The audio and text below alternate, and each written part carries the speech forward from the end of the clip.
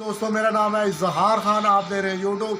तो आज हम जो बात करने वाले हैं स्प्लिट एसी जो किस होता है, सीलिंग टैप किस तरीके से लगाया जाता है, इंस्टॉलेशन इसकी किस तरीके से की जाती है और इसमें अंदर पीसीबी किस तरीके से लगा होता है और इसका ड्रेनेज सिस्टम किस तरीके से काम करता है वो हम आपको दिखाएंगे।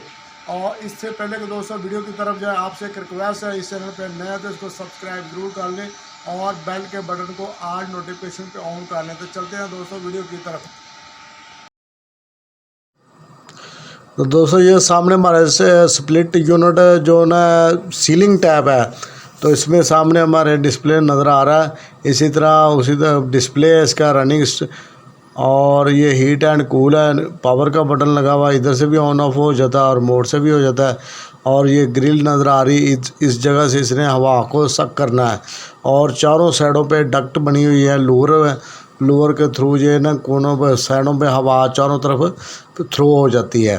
तो इसको मैं आपको इस वीडियो में दिखाएंगे इंस्टॉलेशन इसकी किस तरीके से की जाती है, यानी कि इंफॉर्मेशन प्रैक्टिकली नहीं थ्योरिकली आपको दिखा रहे हैं।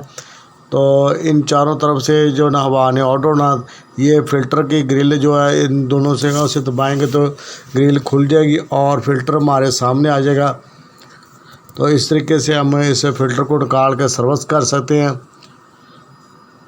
और नीचे आपको ब्लोअर नज़र आ रहा है, ब्लोअर इसके का टैब है, यानी कि इस जगह से इसने सक्शन करनी है और साइडों से कोयल है तो इसने फैल जाना है।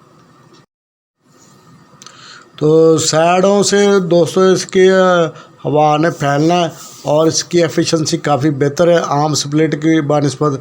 तो ये चारों तरफ ग्रिल को भी पेज लगे हैं, इसको उठा के मैं आपको अंदर का हिस्सा भी दिखाऊंगा, कोयल ड्रेन किस तरह तरीके से इसकी काम करती है। तो इन स्क्रू को मैं खोल लूँगा।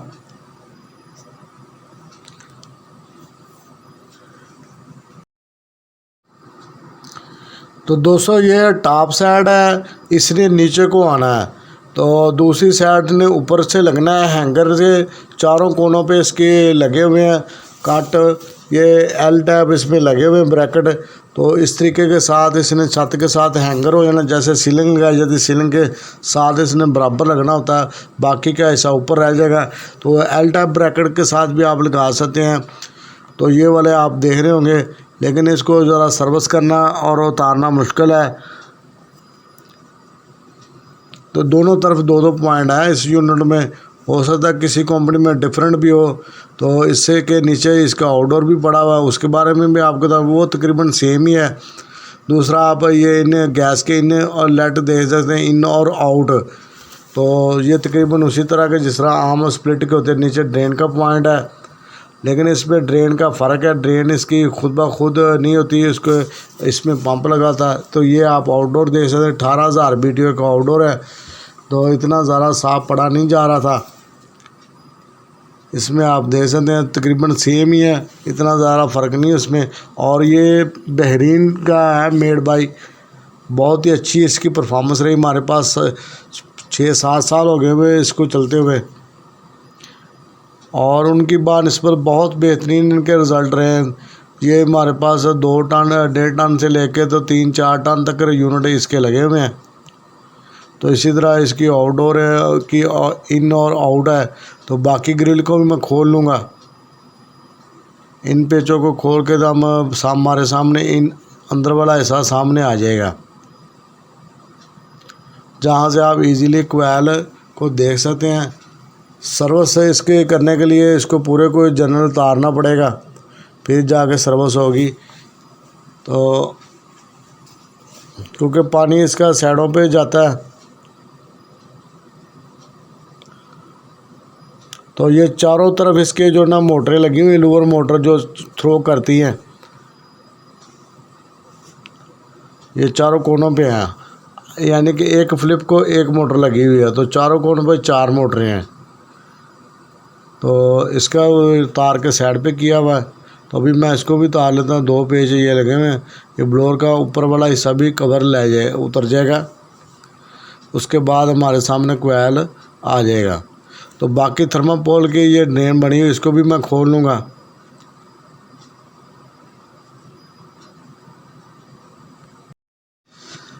दोस्तों ये थर्मोपोल का जो हिस्सा आपको नज़र आ रहा है, ये ड्रेन है, चारों तरफ इसके फैली हुई, तो चारों कोनों पे पेच है। इसको भी खोल लेंगे, उससे कोयल हमारे बिल्कुल सामने नज़र आ जाएगा। तो इसको भी मैं खोल लूँगा। तो इसी तरह के इसमें दोस्तों लोअर थे जो ज़्यादातर तो टूट गए हैं। ये भी एक पीस पड़ा हुआ था, तो मैंने आपको कहा ये इस तरीके से जो ना मूव करते हैं, यानी कि इसने हवा को इस तरफ फेंकना होता है और इधर से ये सक्शन होनी होती है। तो दोस्तों ये थर्मापोल का हिस्सा खुल चुका है। ये इसमें सारी चारों तरफ ड्रेन फैली हुई है। ऊपर उठाऊंगा तो आपको ग्रुप इसका नज़र आ जाएगा। जैसे ही उठाया तो कोयल हमारे सामने आ गया है। तो ये चकोर कोयल है, तो इसकी कोयल की एफिशिएंसी काफ़ी बेहतर है और ब्लोअर भी चारों तरफ से हवा फेंकता है। इसमें 4 कोनों से हवा आती है, तो ये आपके इसे ब्लोअर के इन भी देख सकते हैं। और ये इसकी ड्रेन वाला पंप नज़र आ रहा है।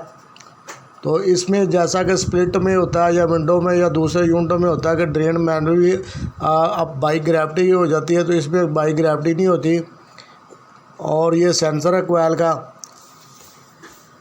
तो इसमें दोस्तों ये ग्रुप आपको नज़र आ रहा है। ड्रेन का पानी का खड़ा होने की वजह से इसका कलर भी चेंज हो गया है। दोबारा हम पंप की तरफ आते हैं और ये किस तरीके से काम करता है। तो इसके साथ वो है कि आप सफ़ेद कलर का नज़र जो आ रहा है वो सेंसर है इसका। फ्लोट जैसे ये भरता है तो इसको पंप को ऑन कर देता है और ये पानी को जो ना एक मतलूबा तय तक उठा के बाहर फेंक देता है। तो इसके साथ सेंसर है। ये 2 वायरें आपको नज़र आ रही हैं, एक सेंसर की और एक जो पंप को ऑन करती है। तो ये वाला जो सेंसर नज़र आ रहा है ये एयर का है, रूम टेम्परेचर का है। ये फ़ैन के जो ना सेक्शन पे लगा हुआ है। तो फ़ैन आप देख रहे हैं कि बहुत ही बेहतरीन क्वालिटी का रिज़ल्ट है इसका। और इसको हम अब बंद कर देंगे। तो नीचे इसका आउटडोर भी पड़ा हुआ, उसका भी मैंने कुछ आपको बताया है। बंद कर देता हूँ, इसको फिटिंग को लगा देता हूँ।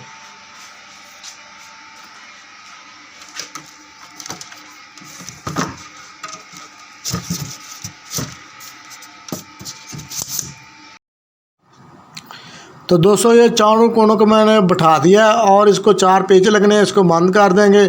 और एक पार्ट इसका मैंने नेक्स्ट बनाया, उसमें पीसीबी के बारे में बताएंगे। इस वीडियो में आपको इसके पार्ट्स के बारे में बताया और किस तरीके से ये लगता है और किस तरीके से ये खुलता है। और इसको ज़्यादातर सर्विस करने के लिए हमें पूरा ही उतारना पड़ता है। तो दोस्तों अगर आपको ये वीडियो अच्छी लगी तो लाइक ज़रूर करें। हमारे चैनल पे अगर आप नए हैं तो उसको सब्सक्राइब ज़रूर कर लें। हम HVAC RAC के बारे में वीडियो अपलोड करते रहते हैं। अगर आपको वीडियो अच्छा नहीं लगता तो आप डिसलाइक भी कर सकते हैं। तो मिलेंगे नेक्स्ट वीडियो में, तब तक के लिए अल्लाह हाफ़िज़ दोस्तों।